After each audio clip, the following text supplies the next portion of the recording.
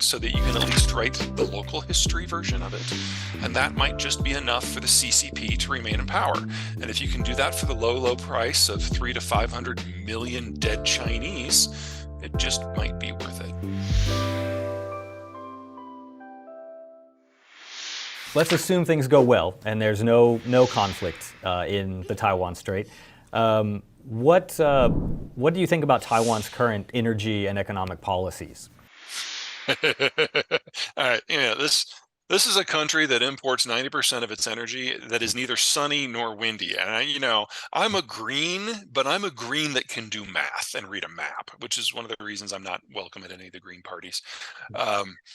But no, the technologies of green tech in their current form are atrocious for the physical geography of Taiwan. Taiwan is going to be an oil, gas, coal, and nuclear country until such time as we figure out a much better battery system. Now, if you move the goalposts on me, if you change the way the tech works, I reserve the right to change my mind.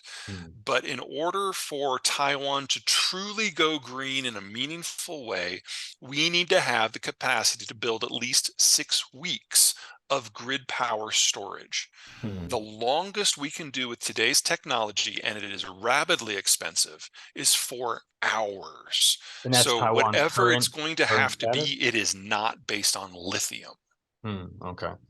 Relatively speaking, how long would Taiwan's energy reserves last in a crisis moment right now? Or Well, if they decide to go green, they'd be gone by the end of the day. so you would say that the current policy of shutting down like nuclear plants and trying to completely wean off nuclear by, I think it was 2030, I think is their goal. I would advise against that because nuclear is your only hedge against a naval blockade. Right, yeah. I think that's going to be a big issue in the upcoming presidential election. For what it's worth, almost every country in the world, advanced country in the world, is wrestling with this issue in some way. Green tech and green policies are politically popular. And as a green, I consider that fantastic that we've turned that corner. We now need to do the math. We've got 2 problems. Number one, one that is being resolved, is that because of what's going on in the Russian space, the Germans are realizing that their energy system is absolutely screwed. And that is forcing some interesting conversations among the green communities of Germany versus California, because they've got very similar policies towards favoring green techs to replace conventional or nuclear. But in California, they've spent 1/3 as much money and they're getting 5 times as much power because the sun shines in California. So just the pragmatics of the situation. Right. Totally So we're different. having this conversation as to why there's a difference within the green community. This should have happened 15 years ago, but it's finally happening now. And as that conversation is resolved, we will then get policies that are tailored to their specific geographies. And, again, should have happened 15 years ago. We're finally getting there now.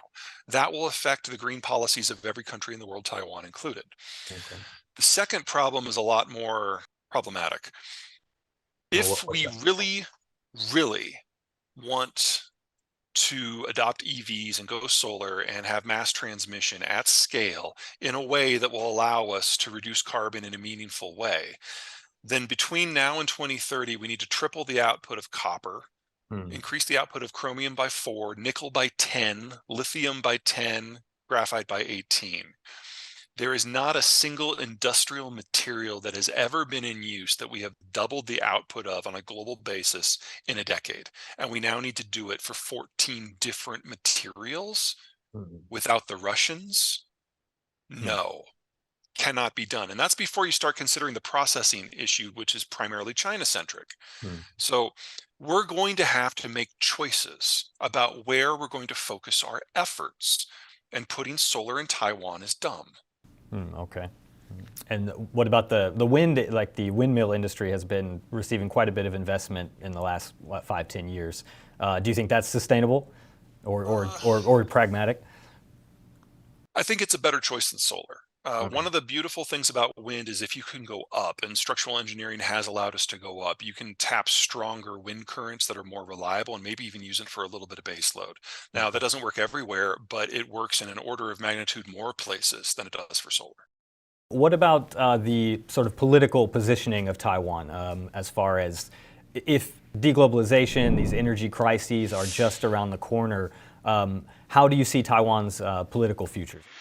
Taiwan is basically working with the Japanese to be an adjunct to anything that Japan does. Okay, Since yeah. the United States does not, at the moment at least, recognize Taiwan as an independent state, that's the way to do it. So I think Taiwan is well positioned there. Whatever deal Japan is going to get with the United States, Taiwan is going to kind of tag along with.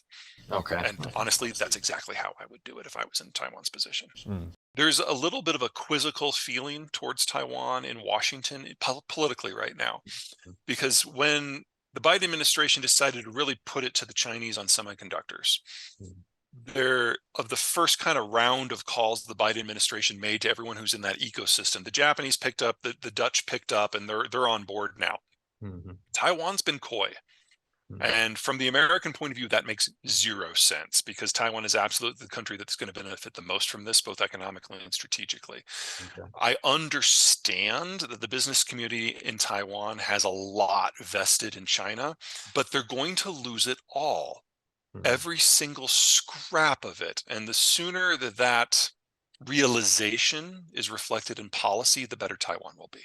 One of the things we've seen in the last 2 years is that when it's a choice between security and then economics and comfort, security wins every time. Mhm. So this is going to sound weird, but Taiwan has been enjoying a little bit of a vacation from history the last 15 years, where Mhm. they've kind of forgotten, if you can believe that China is the overwhelming threat to them.